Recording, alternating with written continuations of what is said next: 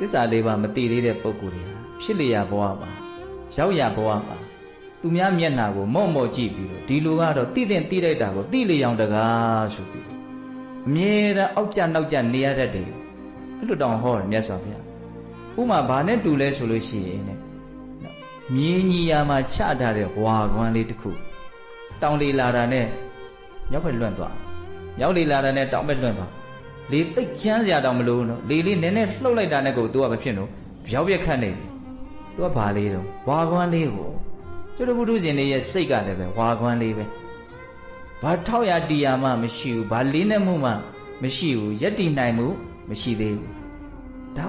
လက်တွေ့ခံစားတတ်စေခြင်းတဲ့ဘုံဘုံကခုကျွတ်တို့စိတ်တွေဖြစ်စဉ်ကြည့်ကြည့်လိုက်နော်ဖြစ်ခြင်းတယ်လို့ဖြစ်နေတာတော့စိတ်ကဟုတ်တယ်မဟုတ်လားစိတ်ကိုစိတ်ဝင်စားကြည့်စမ်းပါစိတ်ကကိုယ့်လက်ထဲမှာရှိတာလားစိတ်ရဲ့မြင့်မြတ်မှုယုံညံ့မှုဟာကိုယ့်လက်ထဲမှာရှိတာလားအာယုံလက်ထဲမှာရှိတာလားဆိုရင်စိတ်လက်ထဲမှာရှိ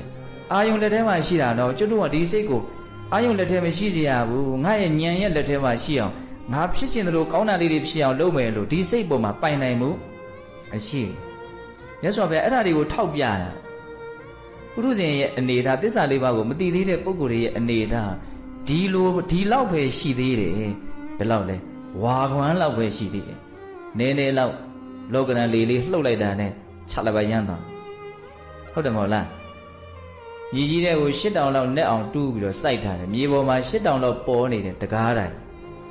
အဲ့ဒီတကားတိုင်ကြီးကတော့ရိုက်လေးမျက်လာကလေးကြိုက်တဲ့လောက်လားသူ့မှာတုံတယ်လှုပ်တယ်ဆိုတာ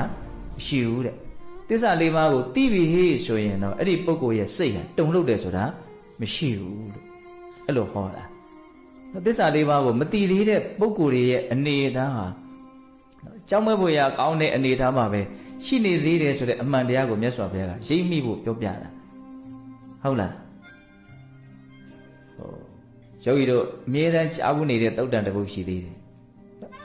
လက်ညှိုးပေါ်မှာတကိုးတော်နဲ့မြင်မှုအနှဲငယ်တင်ပြီးတော့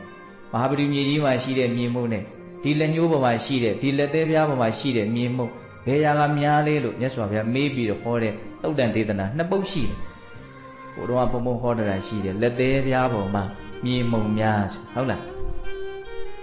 မဟာပရိမြေကြီးမှာရှိတဲ့မြင်မှုကမနှိုင်းရှင်လောက်အောင်များပြားလှပါတယ်ဗျာလို့လျှောက်တော်မြတ်စွာဘုရားအေးတဲ့သစ္စာလေးပါးကိုသိတဲ့ဉာဏ်ကိုရထားကြတဲ့ဒသနတမ္ပရာယအသိဉာဏ်အမြင်နဲ့ပြည့်စုံကြတဲ့သောတာပန်ပုဂ္ဂိုလ်ကိုကြည်ညွှန်းတာပေါ့နော်သစ္စာလေးပါးသိထားကြတဲ့ပုဂ္ဂိုလ်တွေအတွက်အကုန်ခန်းသွားတဲ့ဒုက္ခဟာမဟာပရိမြေကြီးမှာရှိတဲ့မြေမှုများတဲ့ဖွယ်အလွန်များလက်ကျန်ဒုက္ခဟာလက်သေးပြားပေါ်မှာရှိတဲ့မြေမှုတဲ့ဖွယ်နည်းနည်းလေးပဲကြံတော့တယ်ဟော